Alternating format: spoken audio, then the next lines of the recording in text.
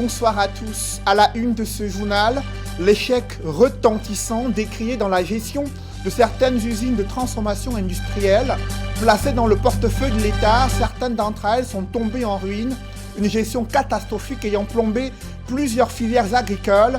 Enquête ce soir sur la Société des conserveries alimentaires, située dans le département du Noun, tombée en ruine depuis une dizaine d'années. Vous suivrez le cri de détresse des producteurs agricoles au cœur de ce journal. Au-delà d'un vaste mouvement observé dans la magistrature, 50 auditeurs de justice d'expression anglaise font leur entrée dans ce corps et les femmes prennent le pouvoir au tribunal criminel spécial et un nouveau président de la Chambre des comptes doit auditionner la gestion de la crise sanitaire. Qui sont-ils? Quel est leur profil? Élément de réponse à suivre au cœur de ce journal.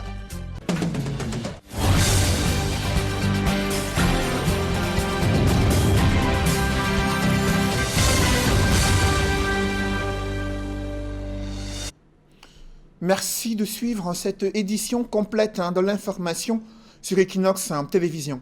D'abord, cette vague d'insécurité dans l'arrière-pays, notamment dans le Mungo, là où les populations de l'Onako ont assiégé la sous-préfecture pour dénoncer l'insécurité grandissante. Là-bas, les agressions se multiplient à ciel ouvert et elles touchent également les conducteurs de mototaxis et des opérateurs économiques.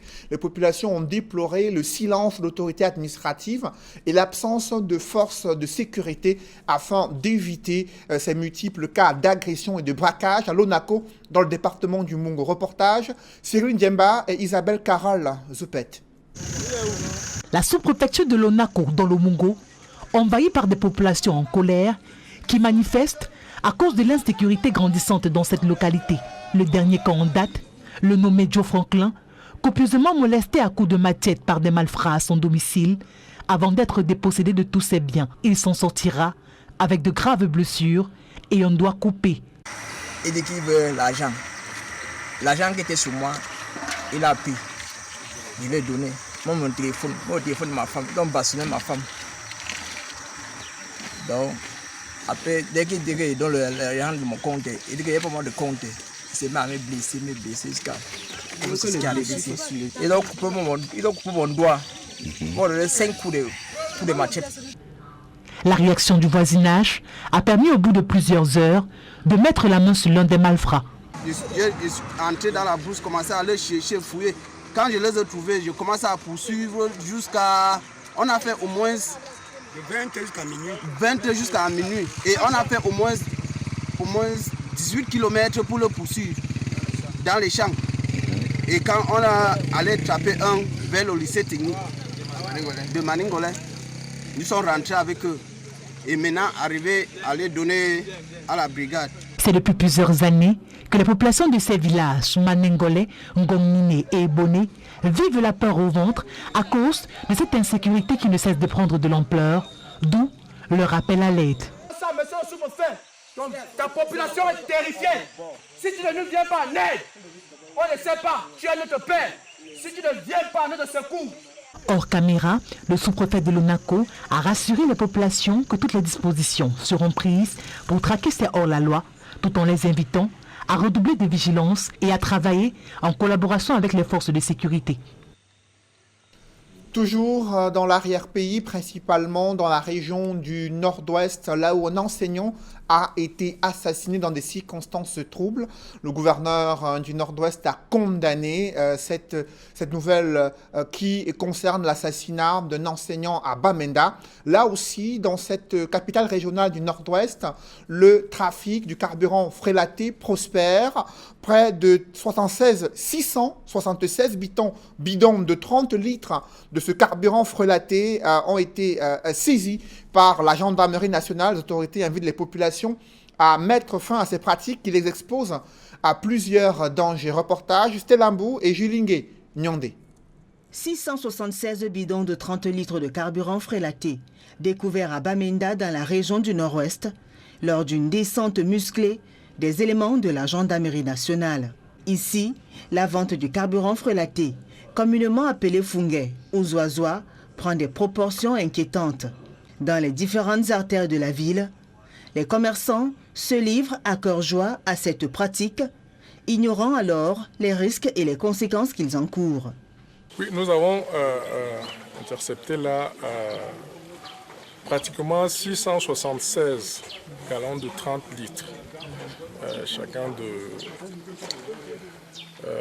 carburant frélaté. Ce que je voudrais dire davantage par rapport à cette saisie, c'est que nous sommes à point sur le phénomène aujourd'hui, avec ce que nous avons vu se dérouler tout récemment du côté du Liban, où, n'est-ce pas, des produits de cette nature inflammable et de produits toxiques étaient stockés à un seul endroit et ont explosé d'un seul coup. Cela pourrait également arriver ici quand vous voyez les produits qui sont stockés de cette manière-là. Donc il faut tout faire de manière préventive déjà que cela n'arrive pas. Mais également appeler les populations, alors ceux qui sont dans ce secteur d'activité, de rentrer dans l'orthodoxie. Bamenda rentre de plus en plus aujourd'hui dans l'orthodoxie. Donc il faudrait que tout le monde essaie de s'aligner. Certains vendeurs de ce carburant de qualité douteuse sont installés à quelques mètres des stations-service conventionnelles. Leurs clients se recrutent pour la plupart parmi les conducteurs de mototaxi, les chauffeurs de taxi ou même les propriétaires de voitures personnelles. Issu de la contrebande, ce produit détruit le circuit d'injection et le filtre à gasoil des véhicules. Il accroît aussi la concentration des particules fines dans l'air, entraînant la pollution et des maladies. Pendant que des producteurs de tomates incapables de conserver leurs produits agricoles se plaignent des pertes importantes liées à la surabondance de ce produit sur le marché, la Société des conserveries alimentaires est tombée en ruine depuis de nombreuses années. Pourtant, elle aurait pu être une solution au problème que posent ces producteurs de tomates entre une gestion catastrophique, des difficultés d'approvisionnement en matières premières et la conjoncture internationale. Des anciens responsables font l'autopsie d'une mauvaise gestion d'une entreprise pourtant placée dans le portefeuille de l'État. C'est un grand reportage signé Mama Soufor et Jean-Paul Chouniat. En cessation d'activité depuis des décennies, voilà ce qui reste des reliques de ferraille de la SCAN, la défunte Société de conserverie alimentaire du Noun, une unité agro-industrielle de transformation de la tomate et de conservation des fruits, légumes et céréales, implantée dans la ville maraîchère de Fumbote en 1987. À sa création, partir d'une base qui était un syndicat, le syndicat national de producteurs paysans camerounais, SINACA, défendant la cause des producteurs, a trouvé mieux créer une coopérative. Puisqu'à l'époque, il n'y avait aucune coopérative vivant au Cameroun. Les coopératives qui étaient là étaient structurées par l'État. La mort dans l'âme, ces anciens employés de la SCAN refont aujourd'hui le tour d'un milieu professionnel qui leur était familier, mieux que leur domicile. Ces instants nostalgiques de 12 ans de vie passée ici défilent dans leur mémoire, comme si c'était hier. Depuis cette fermeture, nous sommes tellement démunis. On est en chômage total. Nous prions l'État de nous faire sacrifice sur la réouverture de la SCAN. Au fil des années donc, la broussaille a envahi tout le site. Les intempéries, moisissures et poussières ont dénaturé les bâtiments. Et la rouille continue de ronger les machines et tous les autres équipements. Et pourquoi ce complexe agro-industriel a fermé ses portes précocement? Le top management à l'époque des faits rejette l'entière responsabilité de la mort subite de la SCAN SA sur une ancienne directrice générale de la Société nationale d'investissement. C'est elle qui a signé l'acte de décès de cette entreprise en 2000 à la suite d'une machination sans fondement. La dame s'appelle Dame Esther Bélébi. Et elle cherchait ce moment-là pour profiter de cette occasion et fermer pour dire qu'on apportait les cailloux dans les cajots de tomates. Je demande qui nous apporte un seul PV de constat d'un caillou sur le caillou de tomate. Un seul PV. On ne l'a pas prouvé. Employant 80 personnes, s'approvisionnant des récoltes de plus de 16 000 producteurs, la SCAN transformait annuellement plus de 400 tonnes de tomates en fruits pour près de 25 millions de boîtes de conserve de tomates. On a constaté que dans le magasin central de la SCAN, là à la SCAN, qui a eu 500 fûts de 220 kg stockés là-bas. C'est encore la pleine avec la tomate concentrée qui n'attendait que la mise en boîte. Vous voyez quel gâchis? La valeur est autour de 600 millions de francs CFA qui se gâte là. La Coprovino en son temps avait un chiffre d'affaires journalière de plus de 10 millions de francs CFA. Ce label Tomate Made in Cameroun, consommé localement et dans la sous-région Afrique centrale, a donc été abattu en plein vol pour une histoire sans tête ni queue d'un mélange indigeste de cailloux à la sauce tomate qui a assassiné tout un secteur d'activité depuis 1999 et laissant en friche des milliards de francs CFA d'investissement public. Arrivé à son tour à la tête de la SNI, Yao Aïssatou a achevé le boulot de son prédécesseur en récupérant certains équipements et clés de l'entreprise. Yao Aïssatou, c'est elle qui a demandé qu'on enlève l'originateur qui ravitaillait, qui alimentait l'usine après la coupure électrique de Eneo ou Sonel. Pour en faire quoi? Je ne sais pas, jusqu'aujourd'hui là on demande, elle détient d'ailleurs les clés des magasins de l'usine. Si toute tentative de joindre les deux responsables accusés de la faillite précipitée de la SCAN SA est restée vaine, le conseil d'administration et la direction générale ont adressé au gouvernement un projet de réhabilitation de la SCAN SA et sur instruction du Premier ministre Joseph Dion-Ngouté. Une réunion interministérielle a eu lieu le 12 mars 2019 entre plusieurs administrations, dont le ministère des Finances, l'économie et l'aménagement du territoire, entre autres. Cette réunion a poussé cette résolution qu'il fallait financer le conseil d'administration et l'Assemblée générale. Et nous n'avons pas les fonds. Et que c'est l'État qui devrait débloquer. Donc il a instruit que le ministre des Finances débloque ses moyens pour la convocation du conseil d'administration de l'Assemblée générale. Et que le MINEPAT s'assure de l'audit technique. Si elle vivait encore, la SCAN SA aurait été une aubaine pour la survie de beaux fruits rouges par 7 ans de Covid-19 qui a mis à genoux des milliers et des milliers de producteurs de tomates dans le Noun et d'autres grands bassins agricoles à travers le pays. Nous poursuivons cette série de reportages sur des usines de transformation industrielle tombées en ruine demain dans l'édition de 20h.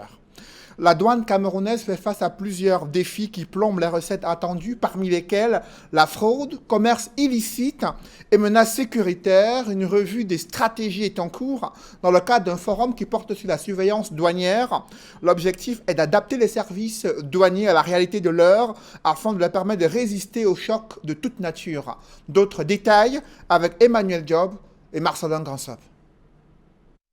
La mobilisation des recettes douanières se heurte à plusieurs fléaux qui font de la résistance. L'on peut citer le trafic d'espèces et essences protégées, le trafic d'armes, le trafic de médicaments, le trafic des minerais, le trafic des organes et désormais des attentats à la bombe artisanale tels que nous le rappellent les événements les plus récents à Yaoundé. L'évolution du commerce illicite, des trafics et d'autres formes d'insécurité commande inexorablement une mise à jour et un affûtage permanent de nos méthodes de déploiement. Même si elle livre une rude bataille contre le commerce illicite à travers l'opération baptisée Alcomi, la douane camerounaise a encore fort à faire pour venir à bout de divers trafics et autres formes d'insécurité qui portent un sérieux coup aux performances attendues. Il y a des missions qui sont importantes et des ressources qui doivent être complétées pour que nous soyons toujours à la hauteur de la mission. Il faut dire que la fraude douanière et la contrebande se sont complexifiées à l'aune même aussi des développements technologiques que tous nous connaissons. Et il est donc important que nous soyons à la hauteur parce que les défis que nous adresserons intègrent également cette dimension. Le forum sur la surveillance douanière offre donc l'occasion de revisiter les stratégies en les améliorant afin de faire face aux défis de plus en plus nombreux. Il est important que la douane fasse son propre aggiornamento, c'est-à-dire qu'elle révise ses modes d'intervention, qu'elle révise ses stratégies, bref, qu'elle se mette à jour de manière à pouvoir adresser ces défis nouveaux, ces menaces nouvelles.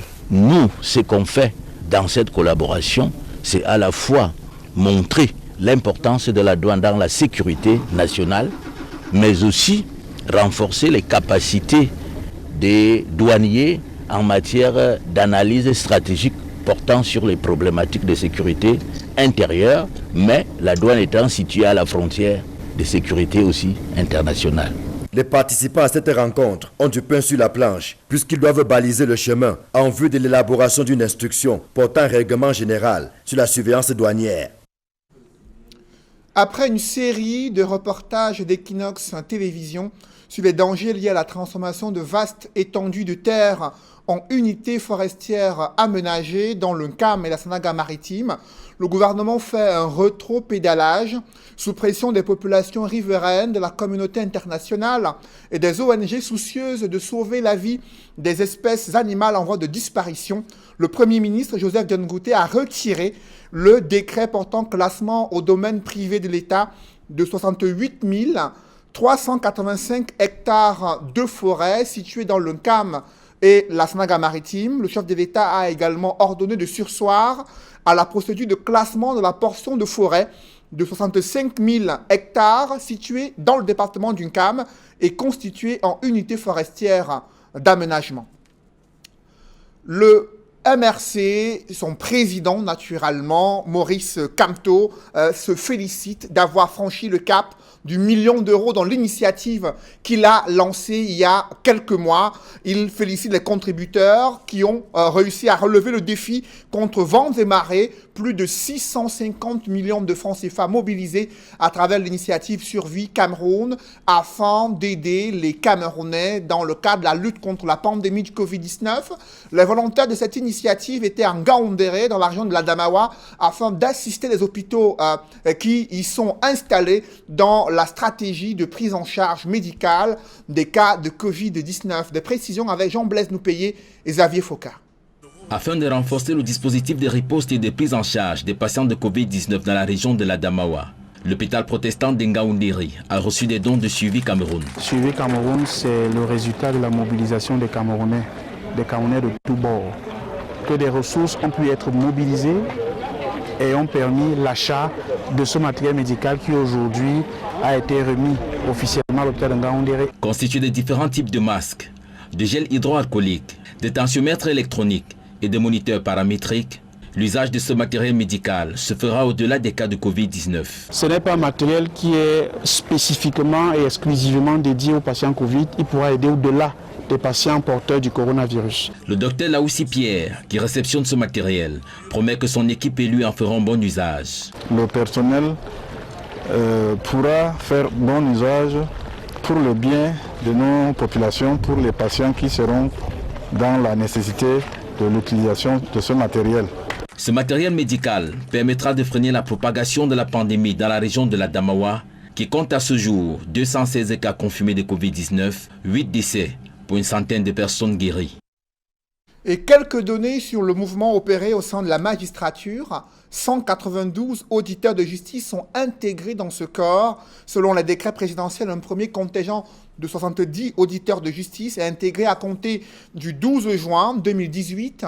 Un deuxième contingent bénéficie du premier échelon du premier grade à partir du 23 avril 2019. Et le troisième contingent est intégré à partir du mois de juillet 2020. L'on note que les premiers auditeurs de justice d'expression anglaise sont 50. Ils sont intégrés dans ce corps de la magistrature. Certains ont été affectés dans les juridictions situées dans le nord-ouest et le sud-ouest. Autre nomination, c'est l'ancien ministre Michel Ange Angouin, ancien ministre, magistrat hors hiérarchie. Il revient aux affaires. Il est nommé conseiller technique au ministère de la Justice.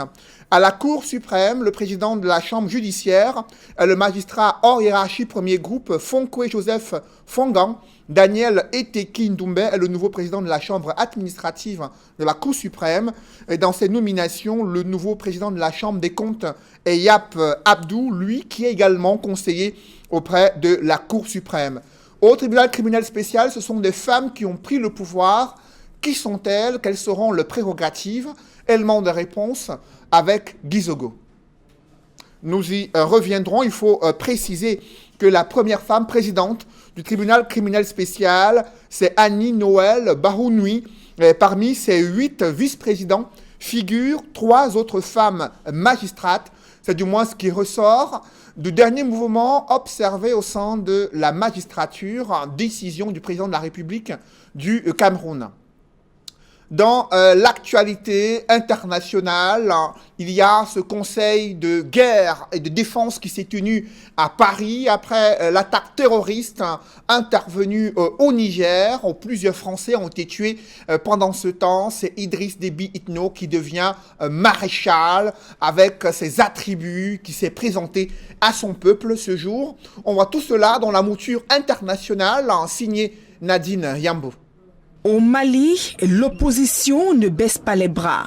Elle continue d'exiger la démission du président Ibrahim Boubacar Keïta. Des milliers de personnes ont encore manifesté à la place de l'indépendance à Bamako pour réitérer leurs exigences. Le départ d'Ibrahim Boubacar Keïta et de son premier ministre, Boubou Cissé, et l'instauration d'un gouvernement de transition. Et c'est le rassemblement des forces patriotiques qui donne le ton d'une nouvelle manifestation lancée par l'opposant au régime, l'imam Mahamadou Dicko. Pour le président malien Ibrahim Boubacar Keïta, il est hors de question d'une transition politique, encore moins d'une démission de son chef du gouvernement. En revanche, le chef de l'État malien se dit favorable pour une formation d'un gouvernement d'union nationale. Le Mali est confronté depuis plusieurs mois à une vague de contestation. La coalition d'opposants politiques et de la société civile a rejeté en juillet dernier le plan de sortie de crise adopté par les chefs d'État d'Afrique de l'Ouest, estimant que les recommandations ne prennent pas en compte l'avenir du pays et les réels besoins auxquels font face les populations. Cette nouvelle manifestation anti-IBK intervient après la prestation de serment des 9 nouveaux membres de la Cour constitutionnelle. L'un des dossiers brûlants que devra traiter la Cour est celui de la validation des 30 députés dont l'élection demeure contestée. Au Niger, l'état d'urgence en vigueur dans la zone de Kouré, théâtre de l'attaque terroriste, est désormais élargi à la zone de Tillabéri. Dans ces régions, il est désormais interdit de circuler en moto. Les forces de sécurité sont autorisées à mener des perquisitions à domicile de jour comme de nuit. Le gouvernement présente la zone de Tillabéri, riveraine des 3 frontières entre le Niger, le Burkina Faso et le Mali, comme l'un des repères des groupes djihadistes, dont l'État islamique au Grand Sahara. Parmi les victimes de l'attaque de Kouré figurent 6 Français, employés pour la plupart par une ONG, abattus de sang-froid par des hommes armés. Ce drame a provoqué une indignation des humanitaires, dénonçant ici un assassinat de trop. Au pied du parc national de Tsavo au Kenya, un incendie dévastateur fait rage. Des flammes hors normes ont ravagé plusieurs hectares de terre. Il a fallu 2 jours aux soldats du feu pour venir à bout des flammes, aidés par des centaines de volontaires. Le service kenyan de la protection civile dénonce un incendie criminel ayant visé l'un des plus grands parcs du pays qui abrite des centaines d'animaux. Le parc de Tsavo accueille chaque année des milliers de touristes. Un coup dur pour l'industrie touristique qui vient de perdre $1 milliard en raison de la pandémie du coronavirus. Je vous le disais à l'occasion de la commémoration du 60e anniversaire de l'indépendance du Tchad, une cérémonie de prise d'armes commémorative s'est déroulée à la place de la Nation. Et ensuite, le maréchal du Tchad, le chef de l'État, chef suprême des armées, a présidé la cérémonie. Et durant cette cérémonie, il y a eu une autre cérémonie de consécration de ce titre de maréchal du président du Tchad qui arborait son magnifique uniforme, indique la présidente de la République du Tchad sur son site Facebook, Idriss Déby Itno, qui se présente désormais comme le maréchal, chef de l'État et chef suprême des armées au Tchad. Revenons au Cameroun pour évoquer ces faits saillants autour de la nomination des magistrats. Ce sont désormais des femmes qui prennent le pouvoir au tribunal criminel spécial afin de statuer sur des affaires de détournement de deniers publics de plus de 50 millions de francs CFA. Qui sont-elles? Quelles sont les autres curiosités autour de ces dernières nominations dans la magistrature? Des précisions avec Guy Zogo. Le jour d'après le Conseil supérieur de la magistrature, le constat est celui que Paul Biya a procédé à un vaste redéploiement des magistrats à travers les juridictions dans la République. Fait singulier, l'intégration des premiers magistrats formés dans le cadre de la section Common Law de l'École nationale d'administration et de magistrature introduite en 2017. Parmi les changements remarqués dans les nominations opérées à la suite de ce Conseil supérieur de la magistrature, on note le départ d'Emmanuel Njéré du poste de président du tribunal criminel spécial, où il est remplacé par Annie-Noël Baronui Batende, qui s'était illustré par sa décision de faire incarcérer l'ancien ministre des enseignements secondaires, Louis Bapes Bapes, en 2014. Un autre changement intervient aussi au tribunal de première instance de Yaoundé Centre administratif, où le procureur Georges Meka est muté à la Cour d'appel de l'Est en qualité de 3e vice-président. Ces dernières semaines, ce tribunal, dont son procureur, se sont retrouvés au cœur de l'affaire Ernest Obama, qui s'est soldée par l'impossibilité de l'incarcérer, comme projeté par son patron. Peu avant la tenue de ce Conseil supérieur de la magistrature, d'aucuns évoquaient la volonté du garde des Sceaux de se défaire de Georges Meka. Son remplacement a donné davantage du poids à cette thèse. Pour sa part, s'exprimant sur la justice au Cameroun à l'entame du Conseil supérieur de la magistrature, Laurent Esso a affirmé que l'entendement que le public a de la justice est souvent éloigné des réalités de ce monde. Il faut toutefois relever que les doutes de nombre de Camerounais sur cette institution se sont fondés ces derniers jours sur des situations pour le moins ubuesques qui ont déteint sur l'image de la justice.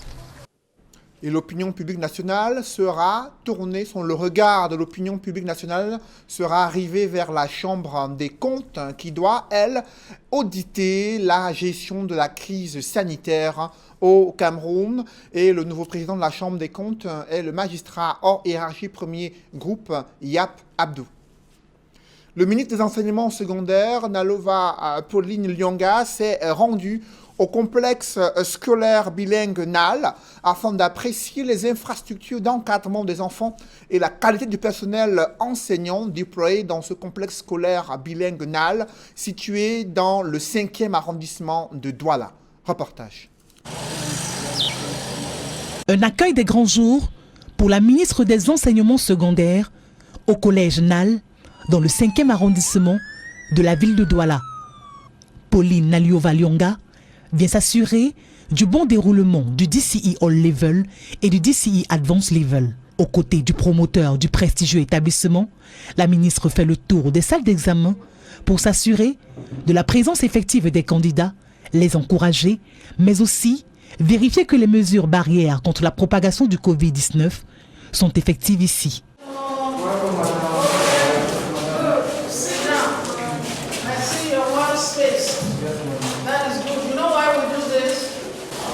You know why we do this? We do this so that we can avoid coronavirus. You understand? It is for your good and it is for our good. We teachers. We don't want to have diseases. We don't want you to have diseases. So this is very good. Please write well. Be relaxed because we are giving you a lot of material. La présence de la patronne des enseignements secondaires est une source de motivation pour le personnel du prestigieux collège. Je suis venu à toucher de doigt les réalités. Et je pense qu'elle est repartie satisfaite. Et ça nous fait un baume au cœur de voir que la haute hiérarchie a pensé à notre établissement. Reconnu pour son sérieux et la qualité de ses infrastructures, le collège NAL a été sollicité pour offrir ce cadre agréable à ses candidats. Déjà, on a commencé par la pratique de faute science, où nous avons une cuisine moderne. Ça a permis de mobiliser des établissements qui sont même venus de Bonabéry, d'Hôtel de Yassa, pour faire la pratique de cette matière-là chez nous. Nous avons une salle multimédia qui a 60 machines et avec la pandémie actuelle, ça permettait d'avoir une trentaine d'enfants par groupe de manipulation. Et nous avons également un grand laboratoire de matières scientifiques qui permettait d'avoir une vingtaine d'élèves, n'est-ce pas, par groupe.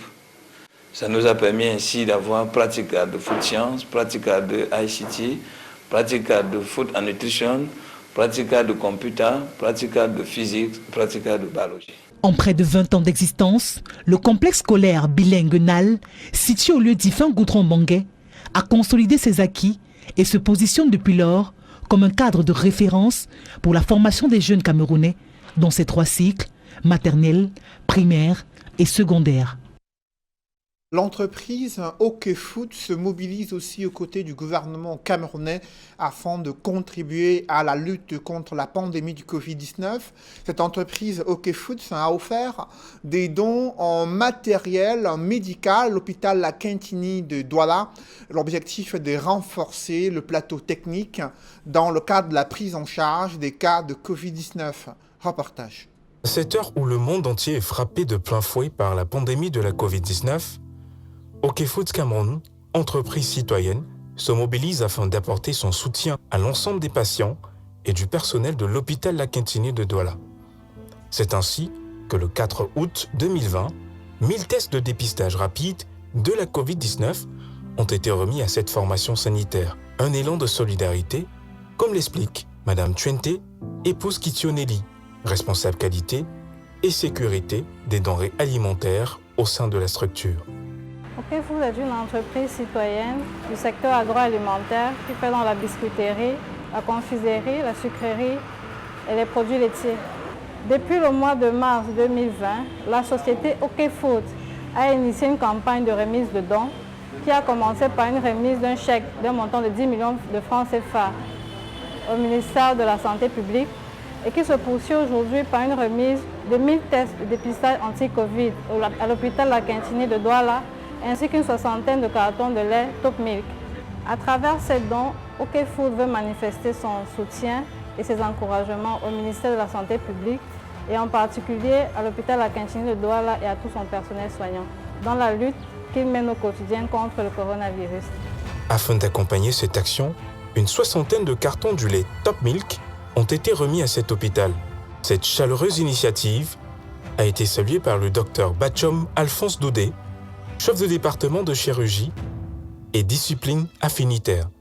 Ce don constitué de 1000 tests PCR anti-Covid et de carton de lait de la société OK Food Cameroun montre à suffisance que c'est une entreprise citoyenne qui ne cesse d'accompagner les populations camerounaises à travers nos hôpitaux comme les nôtres.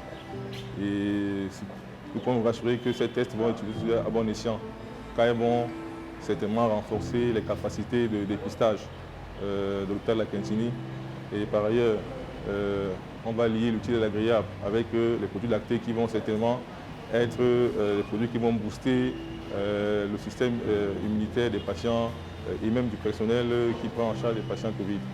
Donc au nom de monsieur le directeur de l'hôpital La Quintini, nous remercions la société OK Food pour cette énième action de sa part et nous osons espérer que ce ne sera certainement pas la dernière. La société OK Food Cameroun appelle tous les Camerounais au respect des règles barrières car ce virus est encore présent. Tous ensemble pour dire stop à la Covid-19. Mesdames, Messieurs, c'est la fin de ce journal. Merci de l'avoir suivi. Juste après cette édition de 20h, retrouvez Duval et ses invités pour le débrief du journal sur le plateau d'Equinox Soir. Duval Fangwa. Cédric Noufélé, un vaste mouvement au sein de la magistrature avec en toile de fond un changement notable à la tête de certaines juridictions et surtout des femmes qui prennent le pouvoir. Notamment au tribunal criminel spécial qui est au cœur de la lutte contre les détournements de deniers publics de plus de 50 millions de francs CFA. La femme qui vient de prendre la tête de ce tribunal est réputée pour avoir signé le mandat de détention d'un ministre en fonction il y a quelques années. C'était il y a près de 3 à 4 ans. Aujourd'hui, elle prend la tête du TCS au moment où les Camerounais s'interrogent sur le rapatriement ou alors l'appropriation des fonds présumés détournés par des hauts commis de l'État. Autre curiosité, c'est celle du président de la Chambre des comptes qui est lui aussi appelé à auditionner la gestion financière de la crise sanitaire après les révélations inquiétantes du député Jean-Michel Nitieux sur des soupçons de détournement de deniers publics au ministère de la Santé, des soupçons balayés d'un revers de la main par le ministre Manaouda Malachié, estimant qu'il y a une transparence dans la gestion des fonds. Il y a également, vous l'avez suivi dans le journal de 20h, qu'il y a eu un vaste mouvement avec pour la première fois l'entrée de 50 auditeurs de justice d'expression anglaise qui sont eux aussi mutés et affectés dans plusieurs juridictions situées dans le sud-ouest et le nord-ouest du Val. Le président de la République du Tchad sera désormais appelé le maréchal Idriss Déby Itno. Cérémonie de consécration organisée lors de la commémoration de l'indépendance du Tchad. Le président Idriss Déby Itno, président du Tchad, chef suprême des armées, a estimé que ce titre correspond à l'ambition qu'il donne pour son pays, le Tchad, qui est au cœur de nombreuses batailles contre l'insécurité transfrontalière, connaissant sa position stratégique et le fait qu'il soit un allié important de la communauté internationale dans le cadre de la lutte contre la secte islamiste Boko Haram et d'autres branches des terroristes en Libye. Il s'est octroyé certains pouvoirs qui ne plaisent pas du tout à certains opposants, mais vous avez suivi, il a estimé qu'il est désormais un maréchal qui va conduire le peuple tchadien vers la prospérité, a-t-il indiqué après la cérémonie qui le consacre maréchal au Tchad du Val. Voilà, ce sera l'essentiel du débrief. Merci Cédric Noufélé pour cette nouvelle édition complète de l'information sur Equinox Télévision. Et merci et à demain. Bonne soirée. Bonne soirée du Val Fongwa.